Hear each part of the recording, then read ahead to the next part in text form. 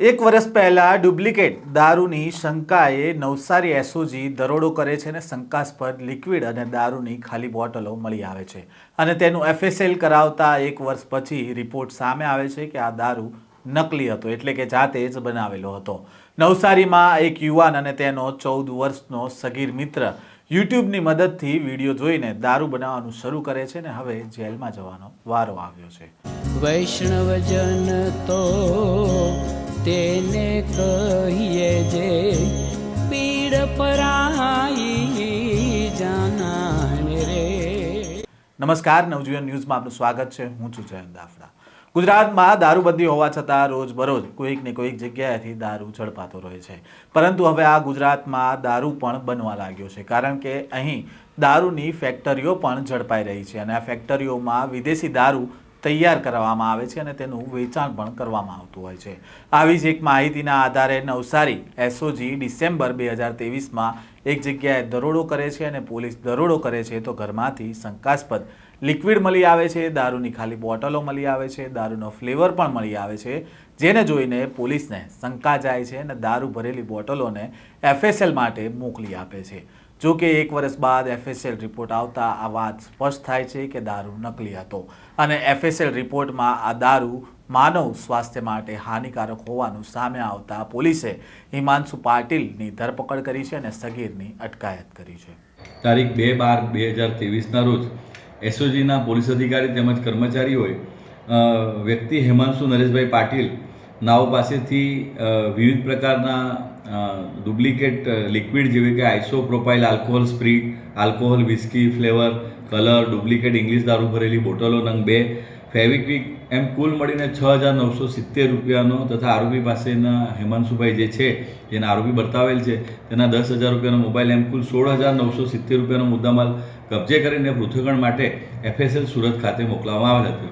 જેનું પૃથ્થકરણ થઈ આવતા એ જે લિક્વિડ પકડાયેલ હતું એમાં ઇથાઇલ આલ્કોહોલની હાજરી હોવાનું જણાઈ આવેલ હતું. જે બાબતે અહેકો ભક્તેશભાઈ નિવૃત્તિભાઈ નાઓએ વિજલપુર પોલીસ સ્ટેશનમાં પ્રોહી એક્ટની વિવિધ કલમો તેમજ આઈપીસીની કલમ 420, 482, 486, 120 મુજબની ફરિયાદ આ જે પકડાયેલા આરોપી હતા હિમાંશુભાઈ નરેશભાઈ પાટીલ, રહે જલાલપુર, જિલ્લો નવસારી અને મૂળ રહે પીપરાડ મરાઠી સ્કૂલની સામે, તાલુકો સિંદખેડા, જિલ્લો ધુલિયા, મહારાષ્ટ્ર અને બીજા કાયદાના સંઘર્ષમાં આવેલ બાળક જે ઉંમર વર્ષ 14નો છે એના વિરુદ્ધમાં ફરિયાદ આપેલ હતી.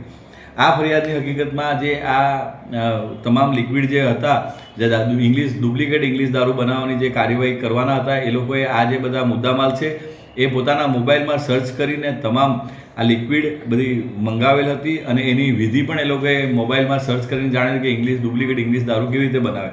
આમ આ તમામ ઇંગ્લિશ દારૂ બનાવવાની જે લિક્વિડ બધી હતું એ આ જોન ડિલક્સ વિસ્કી કંપનીની લેબલવાળી નિશાનવાળી દારૂની બોટલમાં ભરીને પછી એ લોકો વેચતા હતા.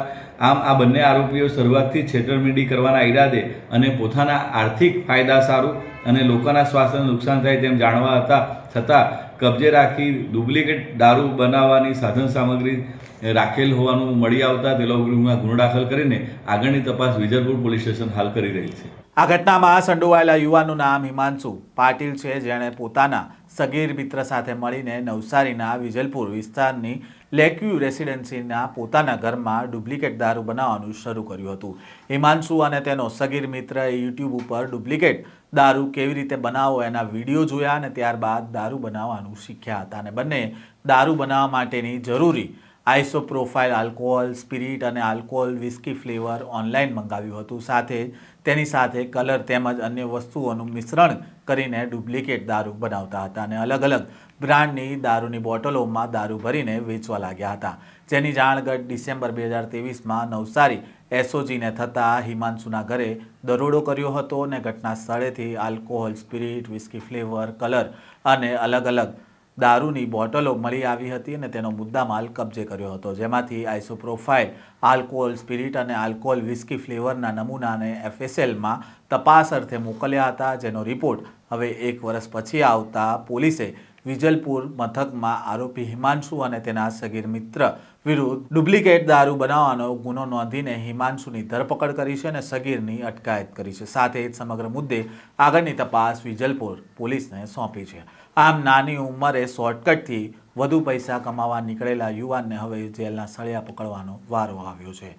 વધુ સમાચારો સાથે ફરી મળીશું. ત્યાં સુધી નવજીવન ન્યૂઝ સાથે જોડાયેલા રહેજો. વૈષ્ણવજન તો તેને કહીએ જે પીડ પરાઈ.